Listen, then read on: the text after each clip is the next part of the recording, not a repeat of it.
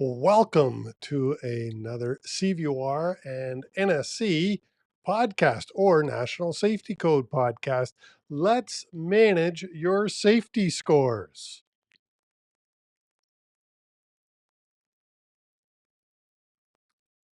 My name is Chris Harris, Safety Dog, and let's get into it. We are talking about references or driver history checking. All right. And largely, I'm going to be talking about the federal motor carrier safety regulations here, even though I know that this is a Canadian program and Canadians don't have to follow the federal motor carrier safety regulations. However, most of the insurance companies that provide insurance to trucking companies in Canada think that the FMCS ours are pretty damn good and they are best practices. So let's go through the US rules and remember that these are best practices for Canadians. All right, with that, it is, if you want to read the rules, you can read them here at 391.23. It's under the investigations and inquiries into the driver's past history. All right, and here's the first thing that it says, or the one of the items that I wish to highlight. An investigation of the driver's safety performance history with the Department of Transportation regulated employers during the preceding 3 years. So let's translate that. You've got to check 3 years of history for the drivers. And again, this is a best practice for Canadian carriers to go back and verify the past 3 years of driving history. That's done by contacting the past employers and, of course, looking at the driver's motor vehicle record. Uh, Make sure you go back those 3 years.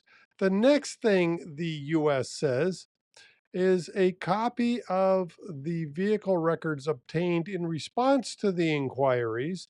Um, you got to file them. But look at what it says here. You've got to make a good faith effort to obtain such information. So the only way you can document good faith efforts or to record good faith efforts is to do documentation.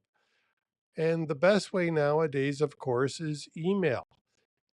Get a contact person from the application form and email your written request for references. That would be documentation of a good faith effort. Now, think of it this way. What is a good faith effort? Many people tell me it's 3 times. I've got to try 3 times. I think a good faith effort is a little bit more. However, 3 times is not bad by any means. And so, what I tell all my clients to do is one is an email, then a follow up phone call after the first email, but document that phone call. Write it, record it somewhere, probably on the application that you phoned. And what did you do? You left a message for the safety manager. So the date and the time that you left message. And then a second email. And then again, if no response, a second phone call. Well, that's already 4 attempts. One email, one message, 2 emails, another message, and then a third and final email is what I would tell you to do. So that's an opinion. That's 5 attempts. I certainly think that is reasonable. And look at this. It says right in the Federal Motor Carrier regulations that you've got to document your good faith efforts.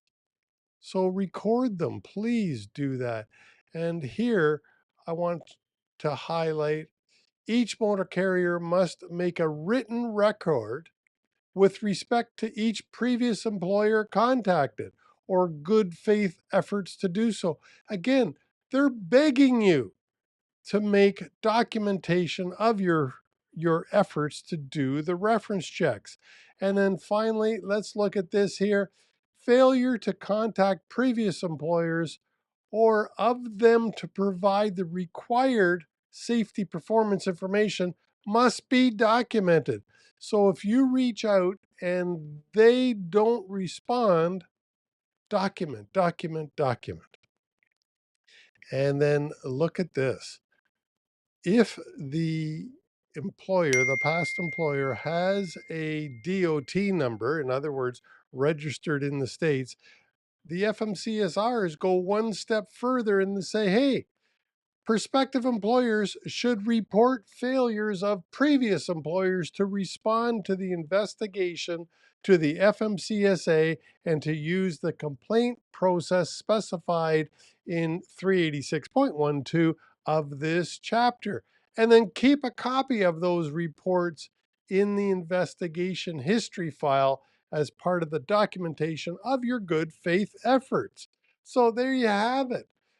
That, I think, is huge, to say document, document, document. And if you are a DOT carrier and the company that you were requesting the previous history from is also a DOT carrier, you're supposed to report them to FMCSA. So remember that these are Canadian best practices.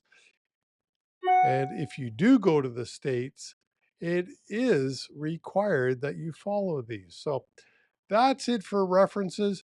Again, thank you so much for listening and watching. This is the CVOR and National Safety Code Manage Your Safety Scores podcast. Please click like and subscribe to this podcast. Leave me a comment. What would you like to do? And don't forget, in episode 1, I asked you, or am willing to supply, a Canadian driver file checklist for free to you. And you do that by texting a number, and that's all in chapter or episode 1. I'll put a link in the show notes right here to that chapter. So thanks very much. Talk to you soon.